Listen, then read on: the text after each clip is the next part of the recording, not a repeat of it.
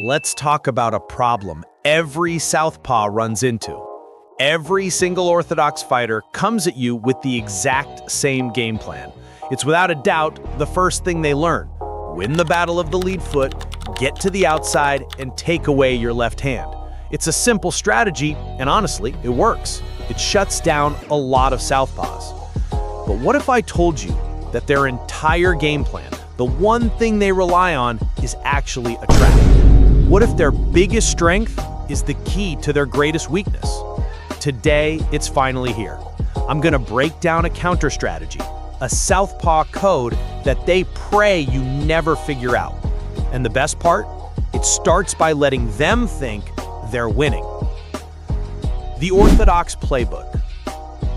First up, you have to understand their playbook. The southpaw versus orthodox fight is a chess match of angles. The golden rule they hammer into every orthodox fighter is to get their lead foot on the outside of your lead foot. From that position, they believe they have all the advantages. Their straight right hand has a clear path to your head, while your power left is smothered and offline. Their whole offense is built from this one single dominant angle. They'll circle away from your power, jab to mess with your rhythm, and just wait for that opening to land the straight right hand. They spend hours drilling this. It's ingrained into their muscle memory. Win the outside foot position. And it's a good strategy, which is why so many southpaws have a hard time. But here's the problem with the strategy that everyone uses. It gets predictable. And in a fight, predictability is a weakness. Their dedication to this one principle is the flaw in their programming we are going to exploit. Cracking the code, the power of the bait. This, my friend, is where the southpaw code really begins. We're going to turn their strategy completely against them. Instead of getting into a long, draining fight for the outside foot position, you are going to give it to them on purpose. You're going to bait the trap. This isn't about being lazy or making a mistake. It's a calculated move to make them feel secure when they shouldn't. Orthodox fighters are conditioned to react to that outside angle.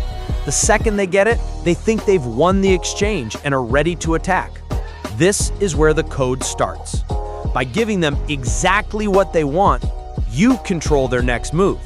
You know they're probably going to throw a jab or commit to that big straight right hand. Their so-called advantageous position actually limits their options and makes them easy to read.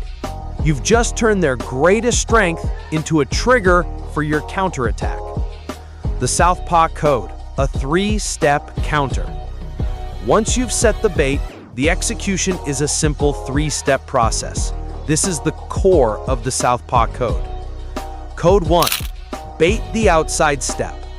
You don't have to be obvious. Just show them a little inside angle for a moment. Throw a lazy jab that doesn't have much on it, just to make them feel comfortable stepping to their outside. The goal here is simple. Encourage them to step right into their favorite position.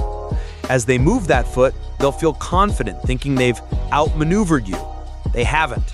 They just walked right into your trap. Orthodox fighters are conditioned to react to that outside angle. The second they get it, they think they've won the exchange and are ready to attack. This is where the code starts. By giving them exactly what they want, you control their next move. You know they're probably going to throw a jab or commit to that big straight right hand. Their so-called advantageous position actually limits their options and makes them easy to read. You've just turned their greatest strength into a trigger for your counterattack. Code 2, the counter angle. As they commit their weight forward to take that step and start their attack, you execute an explosive pivot. This isn't a retreat, it's an offensive repositioning. Just a sharp pivot on your lead foot, swinging your back foot around, and the angle is instantly reversed. Suddenly, their dominant position is gone. As they lunge forward, you're not there anymore. You've taken an inside angle that leaves them wide open and overextended. This is a tactic Manny Pacquiao was a master at, constantly pivoting to create new angles while his opponents were trying to pin him down. Code 3, the counterattack. With this new angle, your opponent is vulnerable. Their momentum is carrying them forward, and they're in a bad position to defend. The best part? Your counter is devastating. The check hook with your lead right hand is an excellent weapon here. As they lunge in, you pivot and catch them with the hook they never saw coming. Another great option is the straight left hand, either to the body as they step or to the head as they're forced to turn and find you. So don't neglect this. The key is to fire immediately after you pivot, taking advantage of the exact moment they are most exposed. Rewrite the rules. The Southpaw Code isn't about inventing some new flashy punch. It's about rewriting the rules of the fight. While orthodox fighters are focused on their one predictable goal, you're playing chess. You understand their game so well that you can use it to manipulate them. By baiting the outside step, exploding into a counter angle with your pivot, and firing an immediate counterattack, you turn their most trusted strategy into their biggest downfall.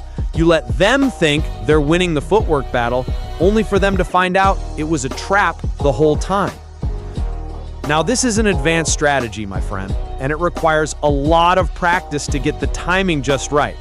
But trust me, mastering it will make you a nightmare for any orthodox fighter you face. If you want more breakdowns of advanced strategies that go against what everyone else is teaching, make sure you subscribe. Have you ever used a baiting technique like this in sparring? Let me know in the comments below.